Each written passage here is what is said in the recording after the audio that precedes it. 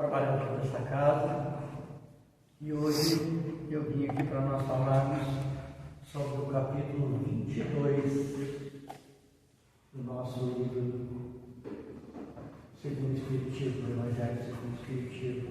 E esse capítulo ele nos fala sobre o seguinte tema: não separeis o que Deus juntou.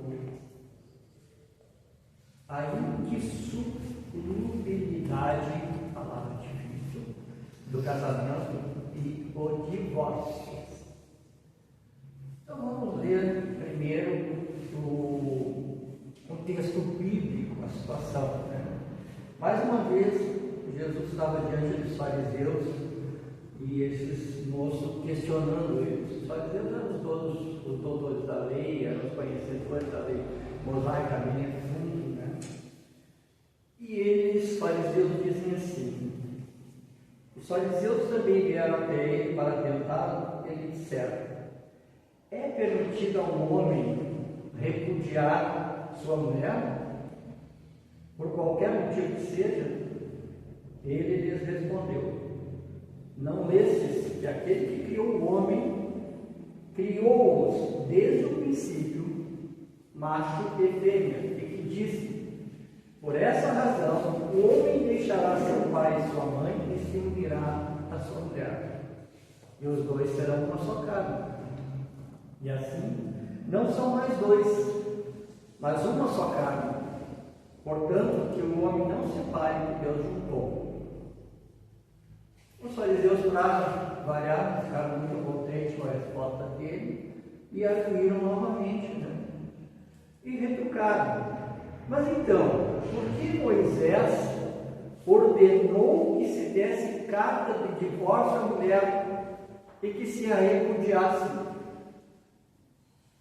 Ele lhe respondeu: é por causa da dureza de vosso coração que Moisés vos permitiu repudiar vossas mulheres. Mas não foi assim desde o princípio. E também nos declara que todo aquele que comete adultério, repudiar sua mulher, se não for em caso de adultério e desposar uma outra, comete adultério.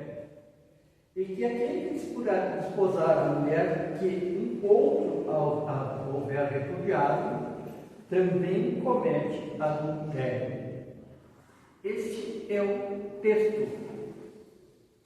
Nós vamos tentar entender melhor isso aqui. Um trabalho que eu fiz, uma pena a gente não estar com o material funcionando, para a gente poder melhorar isso. Então, a indissolubilidade do casamento.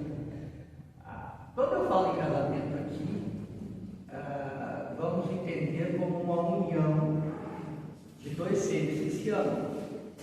Não aquele casamento tradicional que a gente conhece, que quase todos nós passamos na igreja, com padres, padrinhos, testemunhas, lei civil. Eu, por exemplo, passei por isso há 47 anos atrás. Continuo vivo, por incrível que pareça. Então, nós vamos continuar trabalhando. Primeiro, vamos trazer a questão do livro dos Espíritos. O livro dos Espíritos está na lei de reprodução do livro terceiro, no capítulo 4. E a pergunta 695, ela diz assim, o casamento, isto é, o livro dos Espíritos. Por isso é que eu disse, vamos considerar a união de dois seres. O casamento, isto é, a união permanente de dois seres, é contrária à lei de natureza? E a resposta dos Espíritos: trata-se de um progresso na marcha da humanidade. Essa é a pergunta 695 e a resposta. E a pergunta 696, qual seria o efeito da abolição do casamento na sociedade humana? Uma regressão à vida dos animais. A nossa irmã, quando ela leu aqui o Evangelho, ela falou em instintos e falou em sentimentos. E também há a razão. Então, se não houvesse o casamento, nós íamos voltar para aquela situação de sermos só pessoas com instintos, sem sentimentos e sem razão. Ou seja, cada um por si e Deus por nós todos. Não é verdade? Então, o que acontece? Quando passamos do instinto ao sentimento, começamos a nos melhorar. E se não houvesse essa união, esse casamento, nós voltaríamos àquela situação lá de trás. Então, é uma regressão à vida dos animais. Aí, a gente vai procurando textos na internet. Eu achei um outro que diz assim: o casamento é um dos primeiros atos de progresso nas sociedades humanas, porque estabelece a solidariedade fraternal e se encontra em todos os povos, embora em funções diversas. Quer dizer, em toda a terra existe a união de dois seres, existe o casamento. A abolição do casamento seria, portanto, o retorno à infância da humanidade, a questão do instinto que eu falei, e colocaria o homem até mesmo abaixo de certos animais que lhe dão exemplo de uniões constantes. Eu lembrei aqui do João de Barro, né? O João de Barro, eles são um casal e ficam para toda a existência dos dois. Tem outros animais também, as pombas, essas pombas não as domésticas, né? Essas pombinhas que a gente vê por aí. E uma série de outros animais que escolhem um parceiro e vivem com aquele parceiro em cima da lei de amor, né? Toda a sua vida até o falecimento, né? Ou a desencarnação de algum deles. Então, aquilo que a gente viu até agora, o casamento que é de ordem divina é a união dos sexos e visa a renovação dos seres que morrem. Ou seja, nós estamos aqui também com essa função divina de reprodução para poder renovar a humanidade ou substituir aqueles seres que morrem, que é um processo natural, né? Muito natural para trás, tanto o nascimento como a morte. E o caminho que a gente faz aí no meio depende do livre-arbítrio de cada um, né? Por outro lado, as condições que regulam essa união são de tal forma humanas que não há no mundo inteiro, e mesmo na cristandade, dois países em que elas sejam absolutamente iguais. Por exemplo, tem certos países que só o casamento religioso vale. Em outros, como é o caso do Brasil, é o religioso e o civil. E outros países só o civil basta. Na união dos sexos, ao lado da lei divina material, comum a todos os seres vivos, há uma outra lei divina, imutável, como a de todas as leis de Deus, mas exclusivamente moral. É a lei de amor. Essa lei supera todas as leis, ou ela engloba, melhor dizendo, todas as leis naturais. Então, é essencial na união de duas pessoas, de duas seres, é o amor. Nós vamos falar em divórcio daqui a pouco, então já começa a se entender um pouco melhor essa questão que Deus uniu, não se separa, mas o homem, com suas leis, fez essa separação. Eu lembro que, por época, eu era menino lá nos anos 60, por aí, 60 e poucos, alguns mais antigos, talvez muito melhor do que eu, o desquite. O desquite era pelo menos na minha família, Deus o livre, uma mulher desquitada. Ela era uma pessoa condenada na sociedade. Totalmente condenada. Aí as pessoas eram obrigadas a conviver juntos para não serem falados. É claro que houve uma evolução muito grande em relação ao casamento ou à união dos seres. Hoje de manhã eu ainda li uma manchete no Facebook, nos meus e-mails, que dizia que na Tailândia, ou seja, sexo, o casamento entre pessoas do mesmo sexo, ou homossexuais. Eu não vejo nada demais. Que a doutrina espírita também não vê nada demais. Eu acabei de falar. O que supera? A lei de amor. Se duas pessoas se amam, basta. Ah, mas o amor se desgasta. Olha, gente, eu não sei. Eu acho que o amor, ele se reforça a cada dia. Claro que tem uma hora que alguma pessoa não aceita mais aquela situação e cessa. É um direito dela. Ela arruma um companheiro, outra companheira. A lei, a doutrina espírita não tem nada contra o divórcio. A doutrina espírita ela incentiva a lei de amor. Tem que haver o amor. Deus quis que os seres fossem unidos não somente pelos laços da carne, ou seja, pela reprodução, mas pelos laços da alma, a fim de que a afeição mútua entre os esposos fossem transmitidas a seus filhos, que fossem dois em lugar de um, amá-los e cuidar deles e fazê-los progredir.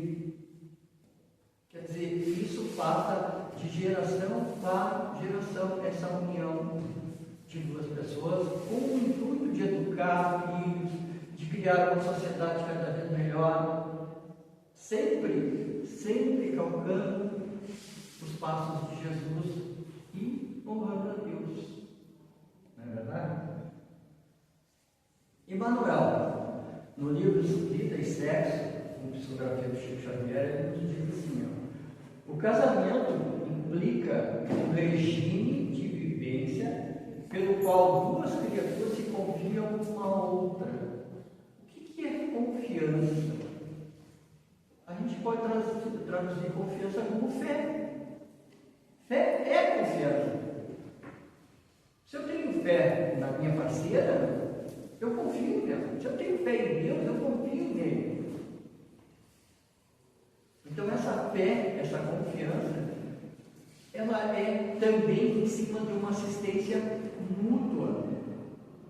Ou seja, o casal, os dois seres, tem que se atender mutuamente. Tem que haver um envolvimento todo, desde a manhã até a hora de dormir. Essa união reflete as leis divinas que permitem que seja dado a um esposo para uma esposa, um companheiro para uma companheira, na criação e desenvolvimento dos valores da vida, que é o que nós falamos, né? A educação, inserção numa sociedade cada vez melhor.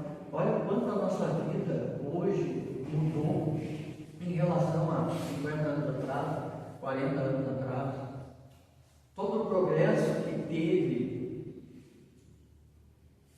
toda a humanidade se movimentando para um bem maior de cada um. Claro, tem as exceções, mas as exceções fazem parte porque a gente vive num mundo de provas e expiações. Estamos indo para a regeneração, se Deus quiser, bem rápido, né? E aí essas coisas serão menos dolorosas. Dolorosa, sem dúvida, a união considerada menos feliz, ou seja, quando não há um amor. Claro que não existe obrigatoriedade para que alguém suporte a contragosto, a truculência ou o peso de alguém. Ponderando-se, todo espírito é livre no pensamento para definir-se quanto às suas próprias revoluções. Ou seja, tem que haver uma tranquilidade dentro da mente. Não pode haver turbulência. Não pode haver tu mandar mais do que o outro dentro do lar. Por exemplo, muitas vezes a mãe diz assim: não vai lá, fulano, aí o cara vai lá, vai lá, não me incomoda, não é? Esse é o tipo de coisa que não se pode fazer dentro do casamento. Os pares, eles têm que estar pensando dentro das mesmas coisas.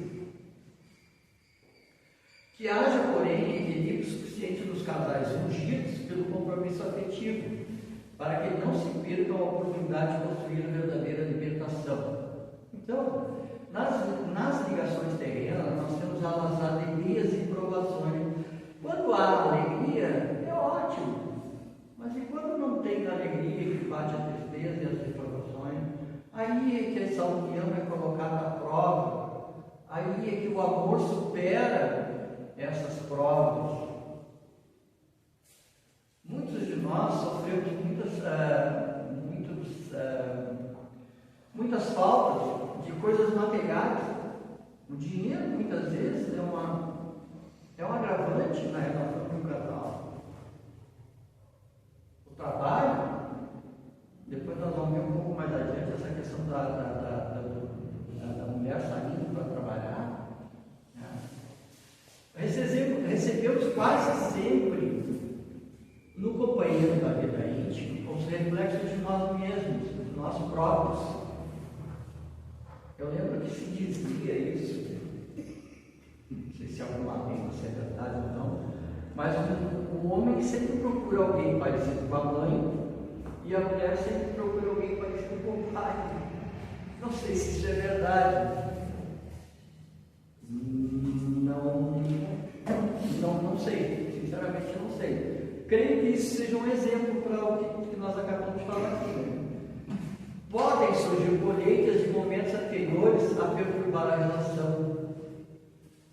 Ou seja, às vezes os nossos problemas dentro da nossa casa não são dessa época, são de períodos anteriores. Porque a gente sabe que nós nascemos sempre mais ou menos dentro de um mesmo grupo, casamos sempre no mesmo grupo. Bom, nessa ocasião eu sou pai, na outra vez eu venho como mãe, enfim, desse jeito todo. E nós trazemos em reencarnações anteriores muitos problemas afetivos, porque a família é uma escola, é a primeira escola da gente. A família é onde se aprende tudo. Por isso é que é importante a gente dar atenção ao marido, à esposa, à criança. Por isso que nós falamos ainda há pouco. Por isso que são dois, para que essa pessoa possa se desenvolver e ter um futuro bem melhor do que os pais tiveram. Essa é a ideia dos pais e filhos, né? A gente sempre quer que os nossos filhos sejam melhores. E muitas vezes brigamos com as crianças porque tu quer que ela seja melhor do que ela é. Mas nós somos de casamento. Bom, aí vou aqui algumas perguntas, né? Vamos continuar um pouco. Então, assim, ó, a pergunta número 1. O que seria verdadeiramente o casamento segundo a doutrina espírita? União de duas pessoas, uma parceria que se reencontram, quer dizer, eles já vêm convivendo de outras encarnações, para se auxiliarem mutuamente em progredir dentro do casamento, dentro daqueles problemas que a gente traz de outras encarnações. Deve e precisa ser baseado no amor, no respeito, afinidade, amizade, compromisso, carinho mútuo, concentração do casal para a formação do lar, educação, tolerância, compreensão, pequenos gestos diários de amor e levar uma vida conjunta. Pequenos gestos de amor. Compra uma florzinha, leva para a esposa. Espera o maridinho lá, sei lá, um pudim, ou um sagu, que eu adoro sagu, né? Vai estar agradando aquela pessoa, vai tornar a tua vida bem melhor. A tua vida dentro do lar. O sagu adoça, eu tenho certeza, uma flor também. Ainda mais com uma rosa vermelha. Pergunta número 2. Quais os requisitos necessários para que a relação se configure efetivamente como um casamento? Aí ele vai repetir, né? Compromisso mútuo, envolvimento, objetivos afins de vida. Isso é muito importante, né? Que se une a outra pessoa, criar esses objetivos. O apartamento, a convivência em família, e assim por diante. Respeitar não só na fidelidade, mas sim os ideais que ambos têm para o crescimento individual. Isso é muito importante, né? Porque às vezes a gente, com o nosso egoísmo dentro do casamento, pensa só em ti, né? Aí, muitas vezes, a pessoa parece aquele cavalo contra aquele freio, que é para não olhar para os lados, tem que olhar para frente, tem que seguir, né? Então, ele não está interessado no que a parceira ou o parceiro dele está pensando. A número 3. Quais as responsabilidades que o casamento implica aos cônjuges, tanto material quanto moral e espiritualmente? Equilíbrio físico, moral, espiritual e tranquilidade nas provações.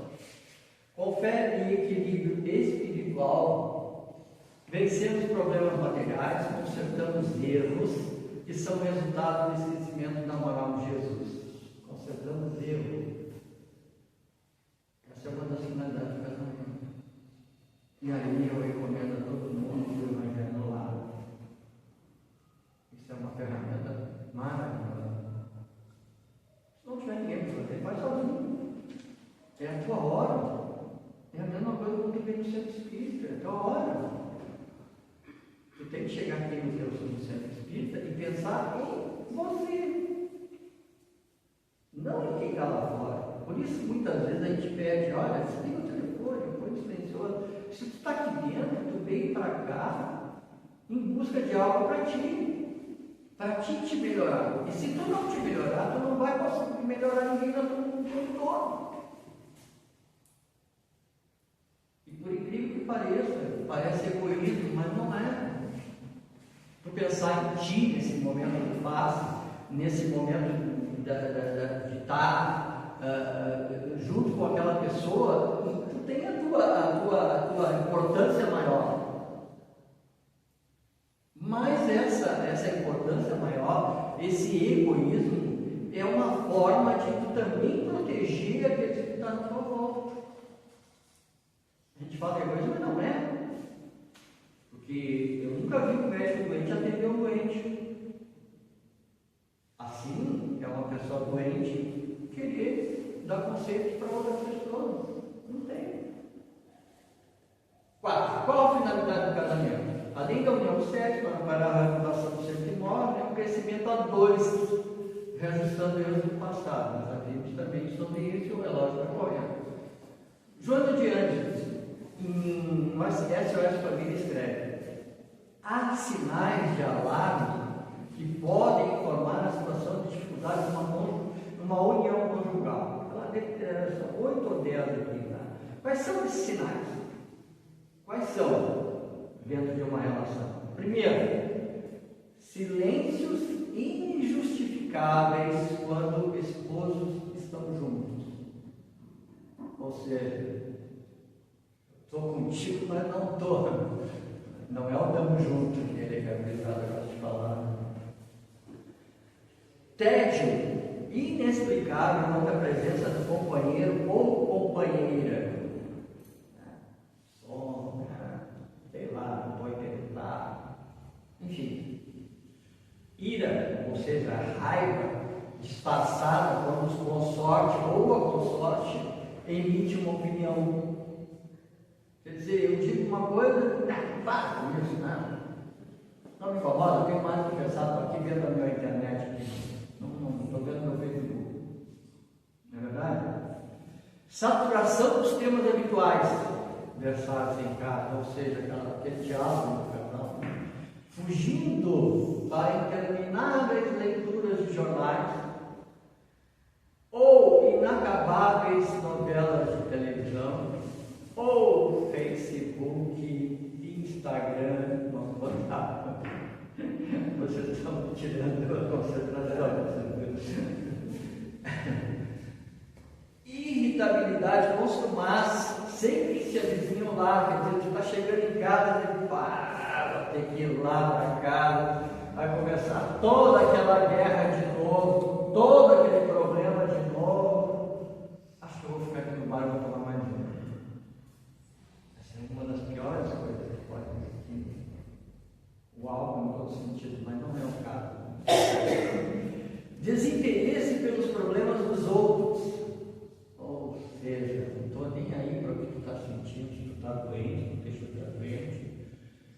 está chateada com o teu trabalho, ouve isso, ouve aquilo, ouve aquilo outro.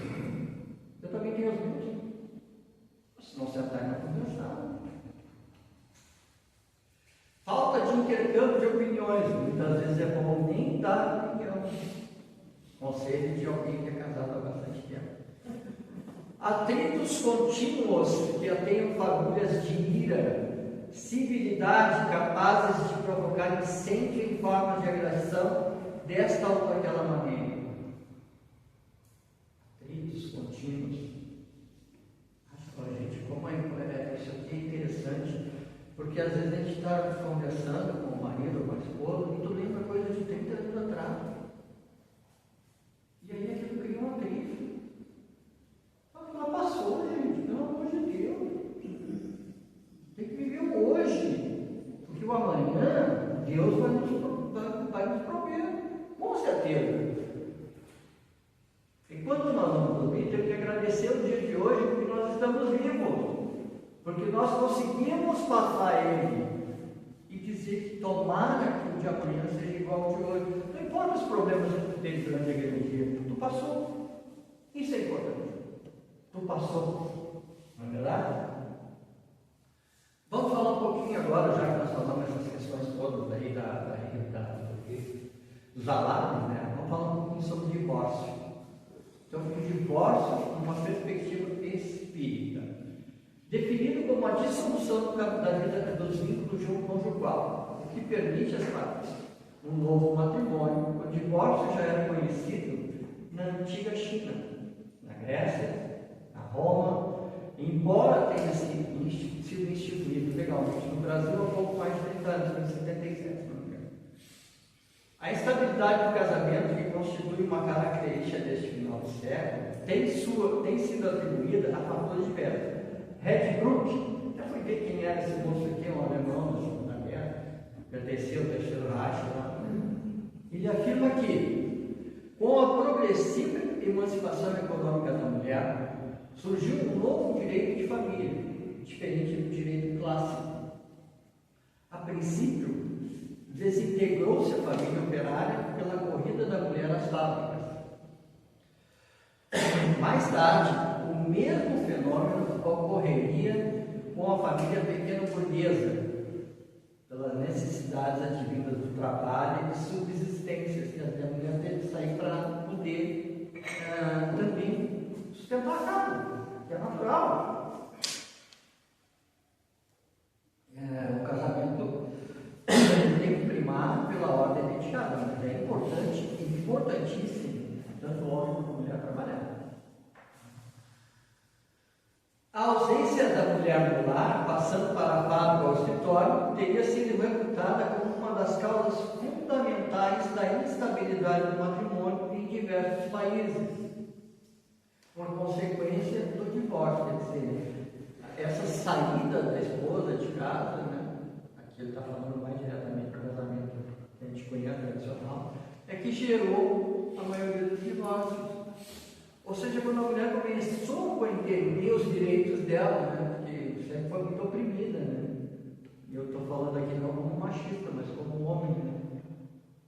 A mulher sempre foi muito oprimida. Ontem eu até discutia com uma personal lá, né? Ela disse, pois é, Cleópatra, né? Será que, bom, a mulher sempre foi isso, a Cleópatra é que pensou daquilo Vitória, eu acho que está enganada. Nós temos gente, nós temos exemplos hoje de mulheres vencedoras, claro, cada uma dentro da sua área. A irmã Dulce. Tem tantas mulheres vencendo na vida e se tornando totalmente independentes dos homens, como era antigamente. Mulheres fantásticas, muitas que a gente não conhece, são anônimas, mas são. Criam um filho sozinho, muitas vezes.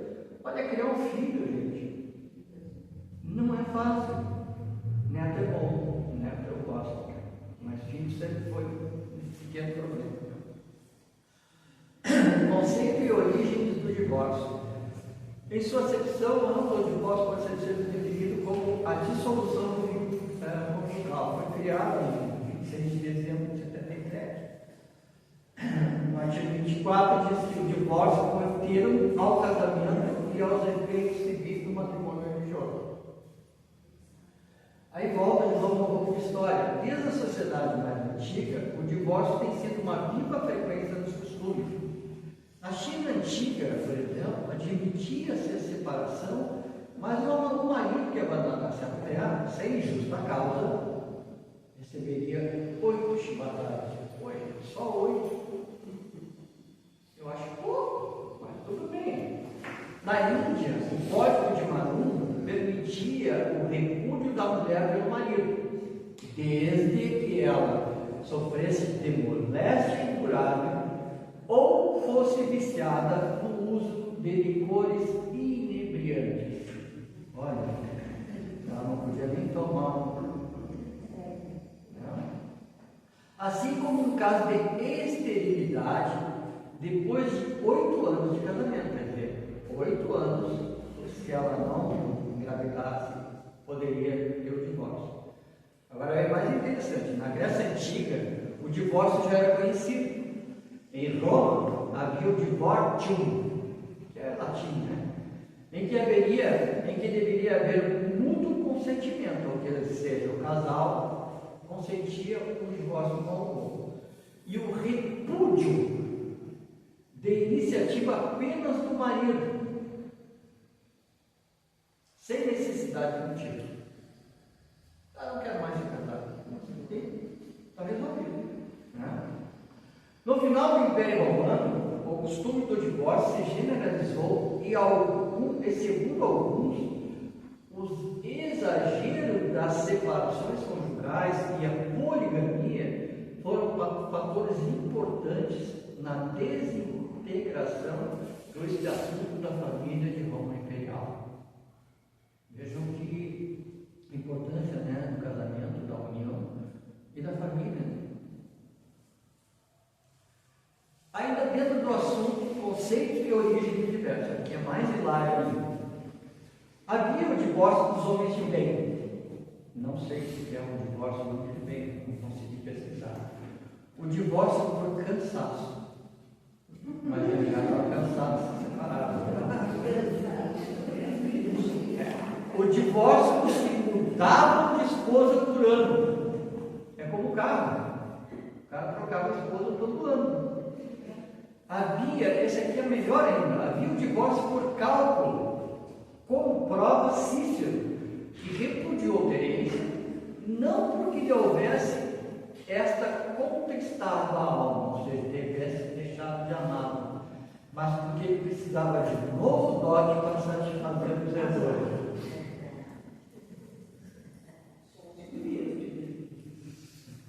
Havia o divórcio por generosidade, como o de Catão. Catão é um membro, né, que a gente conhece, que verificando que sua mulher Márcia agradava ao seu amigo Hortêncio, deu-lhe a título de esposa. Quer dizer, se separou. Eu acho até bacana isso, né? Pelo jeito não haveria mais amor entre eles, né? Se ele fez isso, né? Ou talvez ele amasse ela e ela não, para ela aceitar uma situação dela. Mas quem sabe, né? Naquele tempo era tudo difícil. Aqui tem mais um tempo, mas eu vou deixar para lá. Eu vou contar uma história. Eu não conheço a autora dessa história, mas é uma história bem legal. Que ela diz assim, ó, que uma senhora suportava o marido. Deve ser aquela coitada complicada.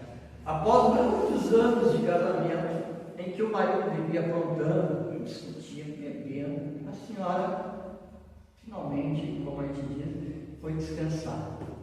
Desencarnou, ela descansou. Essa mulher sofreu tanto. Aí na pátria espiritual, ao encontrar o seu mentor, ele pergunta: como foi a encarnação? Sim, uma boa, como foi a encarnação? E ela: você não via? Você não enxergava o que eu estava passando? Diz ela: ele estava sempre bebendo e eu tendo de suportar suas ressacas. Muitas vezes saía à noite e eu tinha de suportar a sua infidelidade. Ele era ácido comigo e tinha que suportar seu mau humor. O meu pai falou: vindo suas lamentações, bem quieto.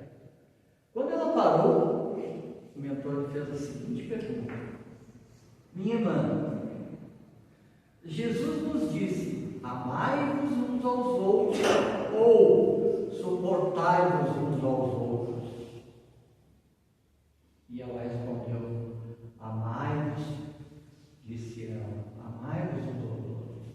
Ele disse assim: pois é, como você não aprendeu a amar, precisará de nova encarnação como nosso irmão para aprender a amar.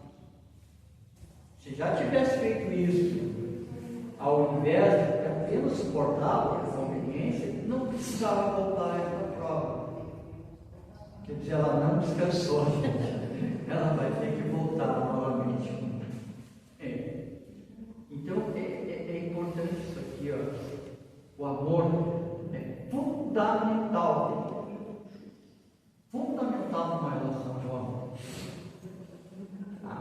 Se houver necessidade, eu posso. Eu agradeço a vocês a paciência.